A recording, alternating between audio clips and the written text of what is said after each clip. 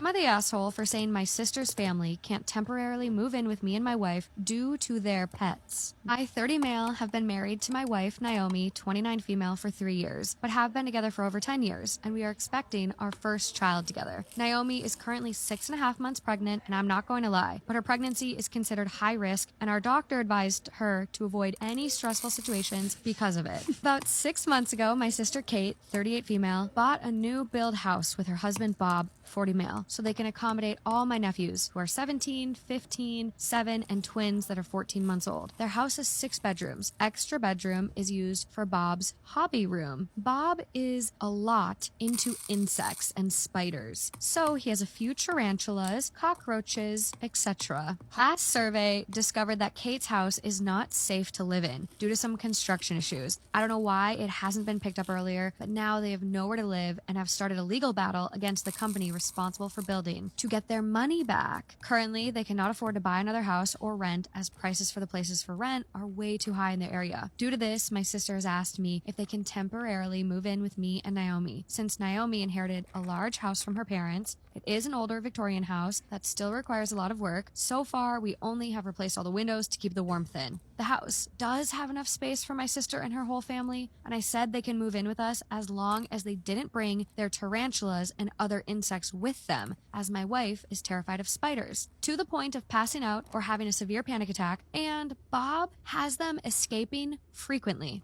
Bob refused. This resulted in a massive argument where I was called an asshole for not providing my sister and her family with accommodations at the time of need over some spiders. Am I the asshole? Would I be wrong if I divorced my husband after the death of our child? My husband Liam, 39 male, and I, 36 female, have been married for 11 years, together for 15. A couple of years ago, our little bundle of joy, our 6-year-old daughter, was snatched away from us in a car accident, in which Liam was driving. I was at home when I had received a call from the hospital. Liam was in the ICU for a month while I received the terrible news of the death of our daughter, who died on the spot. He went into shock when he heard the news. Ever since then, Liam has completely withdrawn from me. He took off all the pictures which contained our daughter, turned her room into a study, and pretended as if our daughter never existed. I knew he was grieving. Many times I had heard him silently weeping in our daughter's room. I tried to get him into therapy or for us to go to counseling, but he had shut down my offer every single time and goes in rage whenever I mention it. He yells, he breaks things, and storms off and doesn't come back home for a couple of days, leaving me worried sick. He barely comes home nowadays, completely avoids me, and rejects my every attempt for comfort. Once when I tried to make him understand that this wasn't what our daughter would have wanted, he completely lost it. Smashed a flower pot against the wall and told me to go f*** myself, or better, die and never come back. Liam was never like this. He was a very sweet, calm, and patient man and loved our daughter to death, so much so that her first word was, Dada. I still love him, but I miss our daughter too. I need some comfort too. Neither of us have any siblings and our close friends are in different countries. Liam is no contact with his mother while his father had passed shortly after the birth of our daughter. My parents tried to comfort me as much as they could. They told me to be patient with him, to help him get back to his feet, but I'm tired. I tried everything. Before, we used to share the household chores, but now I have completely taken them on myself so that he can grieve in peace. I cook his favorite meals, which he throws away without even taking a single bite. The last straw was a couple of months ago when I had told him if he doesn't go into therapy, I'd file for a divorce. He coldly smiled at me and thanked me for showing him my true colors. He told me to go ahead with the divorce since I seemed so eager to ditch him. I feel guilty, horrible, and completely useless, but I just can't go on like this any longer. Should I give him more time? Would things get better? Would I be the asshole if I leave him now when I'm supposed to be comforting him?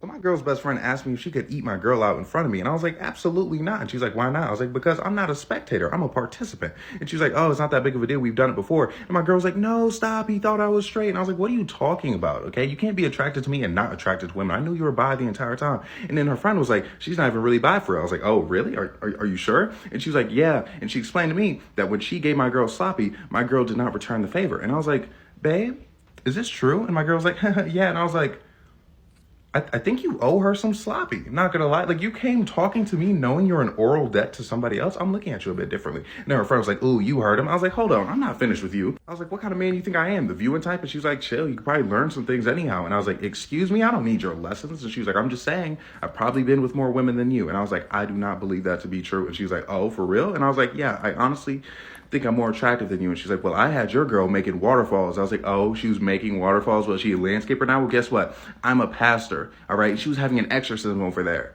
She was like, I was very scared. I was like, do I stop? I don't know. It was very scary. And my girl's like, guys, please stop. And I was like, baby, why are you just now saying something? You know, I don't like talking for that long. And she's like, I don't know. I just felt awkward. I was like, babe, I'm so sorry. We don't want you to feel like awkward or anything. See what you did? Now I see why she didn't return the favor. Anyways, later in the night, we're kind of faded and we're chilling in my girl's bed. Now, my girl had a really big bed for some reason. So my back's against the wall and she's between my legs. And her friend's kind of just on the bed, like laying around, like tweaking a bit. We're watching Vampire Diaries. But anyways, her friend is like looking at her like, oh, like, you're so pretty. You're so, like, she's saying stuff like that. And I'm like, yo, like, I feel like you should like get your own like significant other or something. And she was like, I have a man. He's Mexican. And I was like, what? I feel like I didn't need to know that he was, wait, for real? Like, you got a picture? I had never seen a black woman Mexican man combo before, so I was kind of curious as to like what would go on there. But he was a very handsome man. But anyways, after she put the phone away, she kind of started like moseying into like my girl's like private area with her face. And I'm like, yo, like mine jumps in behind her. So I'm like, yo, like scram, like get out of there. Like, what are you doing?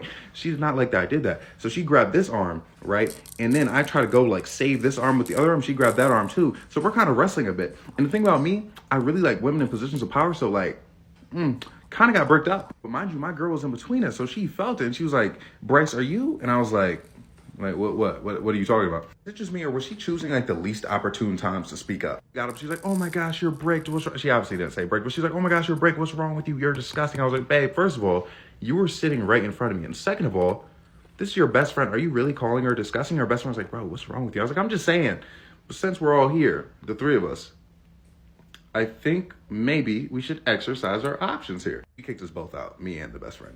I found out later it was because like I was like not bricked when she was just sitting there. But then once I got entangled with the best friend, so it made her feel like, The crazy part is when the best friend was driving me home, which by the way, she should not have been driving, but I didn't have another way to get home. It was kind of crazy. But anyways, when the best friend was driving, she was telling me, she's like, my girl basically wanted it to be the three of us, but like I messed it up because like I was making it weird. I'm like, how am I making it weird? I was like, no way, why didn't she just say something to me? And she was like, she was nervous about like how you would react. I was like, what? Like, does she know me at all? Like, I'm just mad about it to this day, okay? I'm hoping up and down that the best friend was just capping me to get in my head, because there's no way I missed out on that. No way.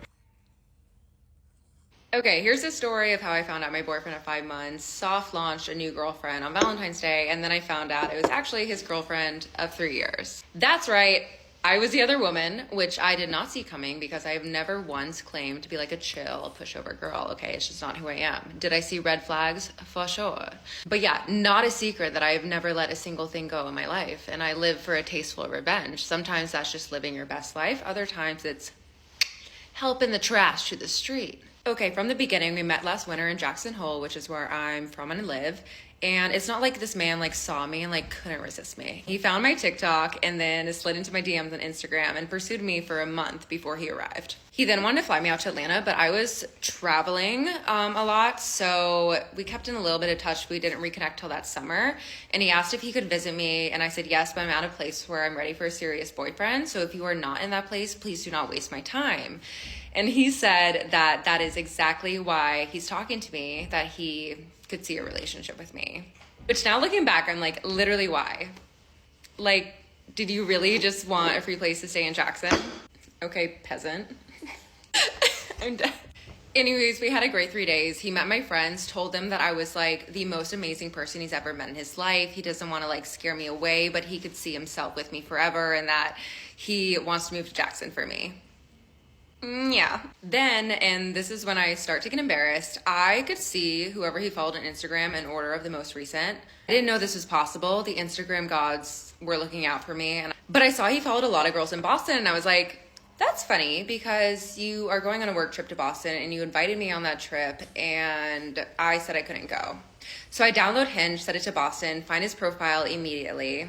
And then I call him and I'm like, hey, like, what's up? And he was like, no, like that was like old habits. I absolutely want something with you. And then he sent me a video of him deleting his profile.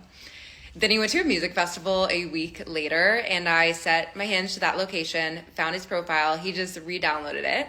So I sent him a screenshot, said never talk to me again. And this man literally starts begging. He said, I promise I will not do this again. I want to be with you 100%. That's bottom line. I want to be exclusive.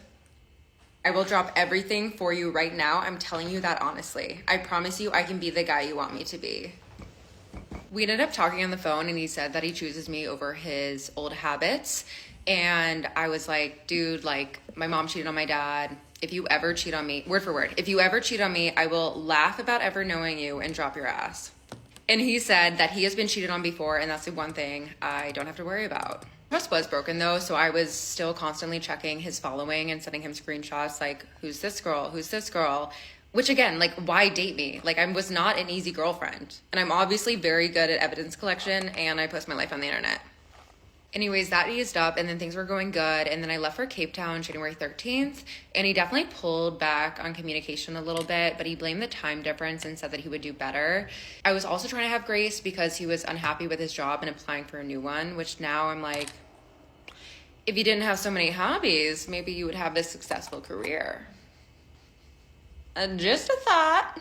But also I knew something that was up. I was thinking either like he cheated on me and he's avoiding me, or he just doesn't like me anymore, which neither of those I'm that excited about. So I was like, let's just get on a call, we'll have a conversation, probably break up, which I was sad about because I saw potential somehow. But this man for the whole week leading up to Valentine's Day he would answer my calls and then say that he was gonna call me back and then like forget. He was on a family ski trip, so he'd be like, oh, I'm with my niece and nephew, and he sent me a photo of them, which then I saved that photo, and it was taken 2 hours before he sent it to me. But I am 29 years old. Like, I'm not about to break up with someone over text. But then it was Valentine's Day. My female intuition just like creeped in, and I got on my company's Instagram profile, looked at his profile, and that's when I saw the post of him kissing that girl. He, of course, didn't answer my call, so then I sent the screenshot, and he was like, I'm so sorry, like, it's been going on a few weeks, I've been trying to tell you, you deserve someone so much better than me, I'm sorry. And then I kind of slayed these messages, so I will give them to the squad. Never said squad before in my life, whatever. Said, haha, and she doesn't. Like, dude, number one rule of going down, don't bring people with you. Lame. When you tell her about how you were raised right and are a good person, I want you to know that every single inch of you is lying. So good.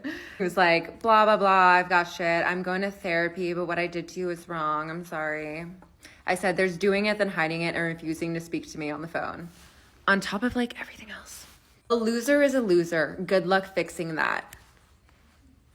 Everyone can use that. It's so good. Iconic, honestly. You never pay me for your half of the Chicago hotel. Go and complete that charge, then I will happily never talk to you again. Yes, I honestly kind of like forgot about that charge, but also like another red flag. My friend and I had a zoomed in photo like of this girl's ear, and we were going through the following list trying to find this girl, but he follows like 4,000 girls, so it was very difficult, which is why I made the video. The video found her and we talked. That's her story to share, but I will say that she let me know they've been together 3 years, took no breaks, and he also admitted to hooking up with 4+ other girls. Also, if you're in Atlanta and know his friends, I FaceTimed at least 2 of them, so they are also trash. It has been handled thanks to all the amazing girls in here, so I have been deleting any comments that include his name, like no need to put him on blast. That would just be embarrassing. Honestly, like, I'm in shock, but I feel like my life is back on track. I feel really good about moving forward. I was only leaving Cape Town because he was going to visit me end of February, so I extended my flight. There are hot men everywhere here. Slay. Am I the asking out for telling my daughter she is a spoiled brat and doesn't know what a hard life is? Trigger warning, abuse. Shite. All right, here we go. Okay, so background, I am 40 male married to a 38 female. We met in high school. Wife's parents are terrible. Completely abused her until she moved out at 18. My wife has always tried to be a good mother and break the abusive cycle. We both have good jobs. They want for nothing. We tried not to spoil them. They have chores, know their manners, they're good kids in school. So my daughter came home one day and asked us to go visit her grandparents' house. We said yeah because we thought she meant my parents, but no, she meant my wife's. My wife immediately said no. Then I backed her and said they will have no part in their lives. She said I was overreacting and that she deserves to meet all of her grandparents, and we were being selfish. My wife was diagnosed with PTSD, and she still sees a therapist due to all the bullshit that she went through. It really annoyed me, and I sent my daughter to her room. I talked to my wife and said that I should tell her what happened, so she understands why we're saying no. that her parents aren't good people. My wife was reluctant but agreed as long as she didn't have to be there so she wasn't triggered. I went to my daughter's room the next day and I talked to her. I said, look, I understand you're upset, but we are not saying no just to say no. There's a lot that you do not understand, but I'm going to explain it so that maybe you understand more.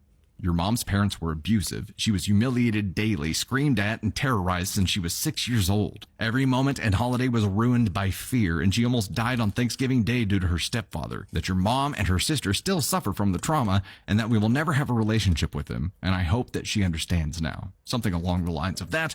I told her and thought she understood. Anyway, it was my wife's birthday a week ago. She doesn't like celebrating, honestly, but does it for us. It was actually a really great day. My wife's sister and our 2 children and my whole family were there celebrating at our house. Until around 7 at night, a knock at my door and my daughter went to answer the door. We figured it was a friend of hers. When she came right back into the living room, it was my shitty mother-in-law and father-in-law. My wife and her sister both frozen. And they came in like they owned the place, trying to be buddy-buddy. My wife asked them in a timid voice and said, "What are you doing here?" And they said, "Our granddaughter invited us." She then tried to speak up more and tell them that they needed to go, but they wouldn't. I got up and went between my wife and them and said to them, "Leave.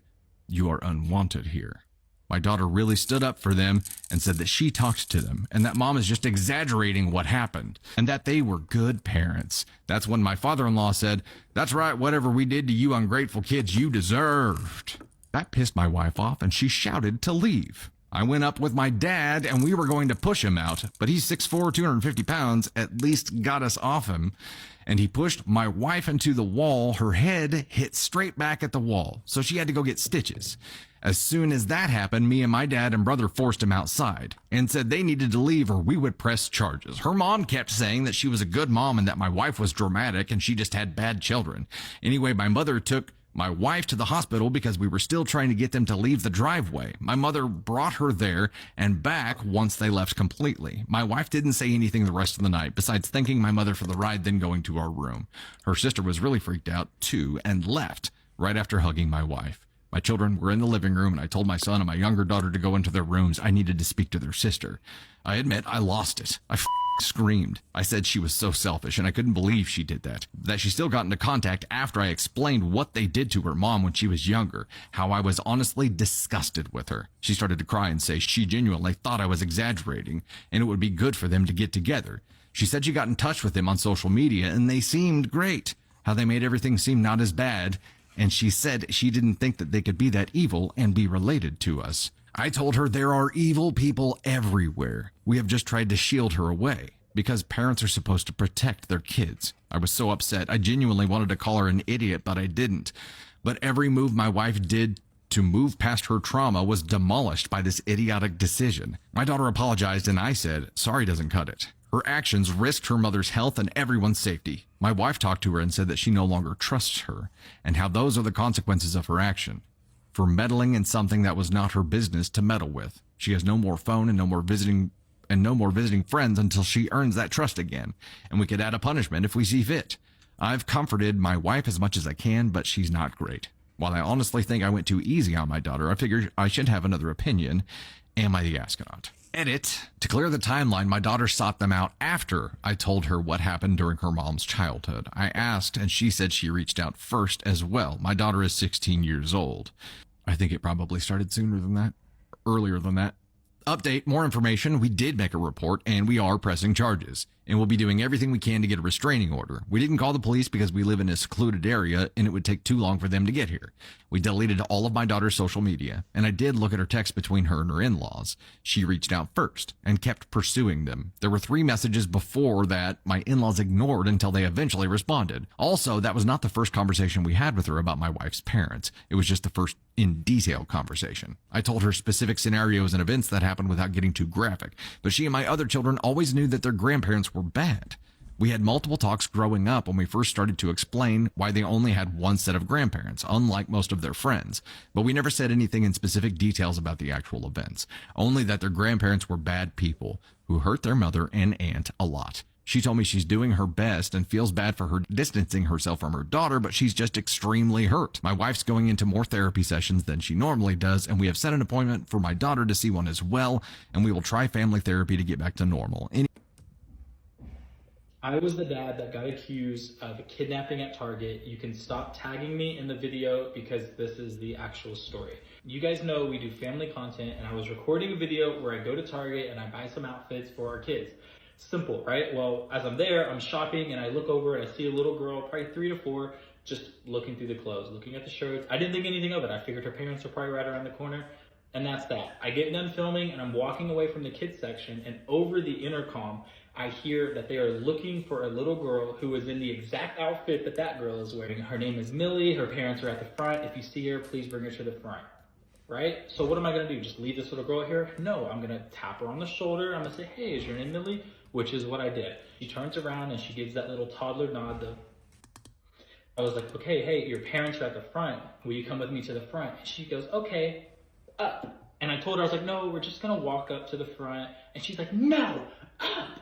And I was like, okay, last thing we need is a lost little girl screaming at an adult male. So I just picked her up, I put her in the cart, and I was like, I'll just rush up there real quick. So if you don't know how Target is, the clothes are all the way in the back, the registers are up front, and that's where the customer service and the exit is, right? So I start walking to the front of the store, and as I'm going there, I mean, you would think this was a movie. This little girl starts screaming, having a full-on toddler tantrum, and someone must have recognized her because I feel a hand on my shoulder flip me around, and this big old Travis Kelce 6'4" looking dude is like, what are you doing with that little girl? And I was like, I'm taking her to the front. What does it look like I'm doing? Her parents are at the front. You heard it. And he's like, then why is she crying? I'm like, dude, she's 3. Ask her. I don't know. And this guy was so loud that a crowd is starting to form. And okay, let me be real. There was like 4 or 5 people, but one of them's recording, and the rest of them are just like sitting there, like looking at me like I'm some weirdo. And I'm like, I'm just taking her to the front. And so I tell everyone I'm taking her to the front, and I start walking, and her mom is already running to us. She yanks the kid out of the cart, and she gives me the dirtiest side eye. My boyfriend or husband is yelling at the back, telling the employees to arrest me. And out of nowhere, I get another tap on my shoulder, and it's one of those like store security guys who are in normal clothes, and they're like, hey, will you come back here to the back with me? And I'm trying to tell this dude, I'm not trying to steal the little girl. I was trying to take her to the front. They take me back to security. Long story short, they look at the cameras. They can clearly see that I heard it, asked the girl, and then started walking to the front. So long story short, if you see little Millie in Target, do not help her. You will be arrested. My 27 male roommate, 27 females, boyfriend, 31 male, planned a surprise proposal against her wishes. I kept quiet, and now our friendship is strained. Oh. How do I fix this? Oh. So me, 27 female, and my friend slash roommate, Nicole, 27 female, have known each other since university. Nicole has been dating her boyfriend, Brandon, 31 male, for roughly a year. Honestly, none of us are fond of Brandon, but he was Nicole's rebound from a long-term relationship, so we all kind of assumed that he wouldn't be around for long enough to make a stink about it. To my surprise, a couple of weeks ago, Brandon messages me asking me to help plan a surprise proposal for Nicole for their 1-year anniversary. I pretty much knew for a fact that they hadn't discussed getting engaged beforehand. Because Nicole has, on multiple occasions, mentioned that her relationship was, quote, not that serious. And not even 2 weeks ago, she said that they would probably break up before she moves to work on a master's next year. Anyways, for context, here's how my conversation with her boyfriend went. Brandon, him asking me to plan a surprise proposal. Me, oh, that's exciting. Does Nicole know you're planning on proposing? Brandon, no, and she isn't going to. I want it to actually be a surprise. Please keep this between us. Me, in that case, I wish you luck, but I won't be helping. I really don't think she'll want to be blindsided with a public proposal. Brandon, well, you can either help or I'll be doing a Jumbotron proposal at our city's professional hockey team's game. Your choice. By the last message, I assumed he was just trying to manipulate me, and I stopped replying. I really didn't think he'd be stupid enough to propose at an NHL game, since Nicole hates hockey. I didn't want to meddle, so I just kept quiet to Nicole. To my horror, a couple of days ago, Nicole messages a group chat with us and a couple of friends and tells us she's dumping Brandon. When someone asked why, she said, quote, "He told me to dress up for a special night he planned for our anniversary. He brought me to a fucking hockey game. I realized I screwed up by not telling her before. So I called her frantically and texted her to get the hell out of there if she doesn't want to be proposed to on the Jumbotron. Thankfully, she saw my text before it happened and left the game before he could propose. They got in a big fight afterwards and broke up before Nicole got home that evening. Nicole is furious now and has been acting really off with me. She's pissed I didn't tell her about him wanting to propose in that way. Honestly, I just don't know what to do here. I feel like I was just put in a shit situation. Yeah. And Nicole is acting like I'm the reason all of this happened. No. Is there any way to at least kind of mend the friendship and get back to normal? We're supposed to live together as roommates for several more months after this, so I'd really like to move past this. No, because the anger I feel right now, I'm feeling all the fucking anger. I'm in the process of buying a car and I was negotiating with this one dealership. I really liked the one guy that I saw. Like, I went in and I test drove the car and I really, really liked the one guy. I told him, I was like, hey, this dealership's doing this for me and like, they're doing this APR, they're doing all of these things. I know my credit score, I know my income, I know everything. If you can match this, I'll come and get the car today. He was like, yeah, let me see what I can do. And then he put his little fucking minion on the job. And his minion, I truly hate with a fucking passion. First of all, this minion emails me as if we're just like best friends. Like it's not professional whatsoever. The minion is fucking stupid. And I were going back and forth, we're emailing, and this man says something to me that triggers me so fucking deeply. He's like, your credit score is this, the APR should be this. LOL. LOL, who the fuck is laughing? LOL. What the fuck is so funny? LOL. I'm over here like, what the fuck is so funny? No, like genuinely, what the fuck is so funny? Because I know if I was a grown-ass 50-year-old man, you would not be LOLing me. Immediately, I call Sissy and I'm like, I hope this man chokes. Like, I actually hope this man chokes. The thing is, it's like, I was so willing to go and today, I was like, I will finish the deal today if you could match this and you could do this, this, and this. Like, I'll come put the down payment down and I'll get out the fucking dealership with this damn car. I'm ready to go and I'm ready to buy the car. The moment this man says LOL, I say, I'm gonna fuck your life up. And he doubles down on it. He was like, a 6.9 and a 7% interest rate are only like 0.6 apart from each other. LOL, all caps. I said, regardless, I don't give a fuck. The point is, 7% is way too high for my credit, you dumb fuck. And I'm fuming at this point, and I'm fuming. 2 LOLs, and I haven't even fucking responded to your bitch ass. 2 LOLs. What the fuck is funny? What the fuck is funny? I respond to him and I'm like, LOL, what is funny? Like, it was so nice meeting your boss. Like, I really did like him. I don't know who you are. I don't even want to get to know you. I'm taking my business directly to Tesla. Since everything is so fucking funny. Since it's so funny. Like, it's so, LOL, I'm taking my business elsewhere. I was like, don't worry, you don't need the car charged or washed for me because I'm not getting it. No, I'm taking business elsewhere because it's so fucking funny. Because this is so hilarious to you. And now he's like emailing me like, no, I talked to you first before you like met me with my business partner. Like, I talked with you first. I said, regardless, I don't fuck with you. I don't like you. I didn't say this to him. I'm like, regardless, I was like, Sissy was like, be so petty. Call the dealership and be like, I'm not working with this man. Like, I'm not going to get the car from him. I'll get the car from the other guy. I genuinely want to be like, no. Watch me spend your fucking commission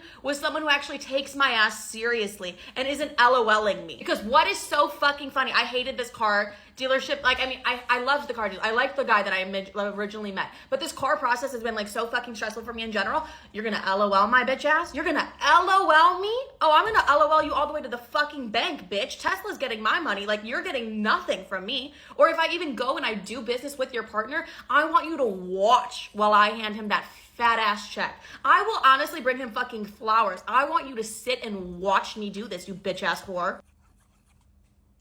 Story time about how my best friend ditched me for his girlfriend. So a little background information, I was 14 years old and this all happened from 7th to 9th grade. So my best friend Aiden and I met whenever we were in 7th grade. And him and I hit it off almost immediately. I mean, I'm not gonna lie. At first, he was using me for my homework because I was a straight A student. So it definitely was a fake friendship at first. But during the summer before 8th grade, he broke up with his girlfriend. Fast forward, him and I start hanging out more. And we got super close. Then he got back with his girlfriend. And she was the jealous type. She did not like that him and I were friends at all. She was always running to my friend Chelsea asking if Aiden and I would flirt with each other. And of course, every time Chelsea would tell her no. Well, one day him and I are having a deep conversation about how he thought that his girlfriend was going to leave him for her guy best friend. How ironic. Well, I was like, I don't think she would ever do that, blah, blah, blah. But then I asked him, hey, if you and your girlfriend weren't together, would you date me? And he says yes. But nothing came of it. So fast forward, the pandemic hits, and I had never saw him again because he transferred to a different high school. We still talked every day, but then he just stopped answering the phone, and I asked my best friend why he stopped talking to me, and she told him it was because his girlfriend got jealous and she asked him to stop speaking to me, even though she literally had no reason to dislike me. But since he's a good boyfriend, he told her that he would stop texting me, and he did, without giving me a reason, which sucked even more. But I guess that makes him an even better boyfriend because he didn't tell me, oh yeah, my girlfriend's jealous of you, sorry. But still, I was pissed. Anyway, so I accepted it at that point until one day I was texting with Chelsea and she sends me a picture of Aiden and his girlfriend. And he looked really happy with her, but I realized that I still had feelings for him and I have no idea what to do. Is it too late or no?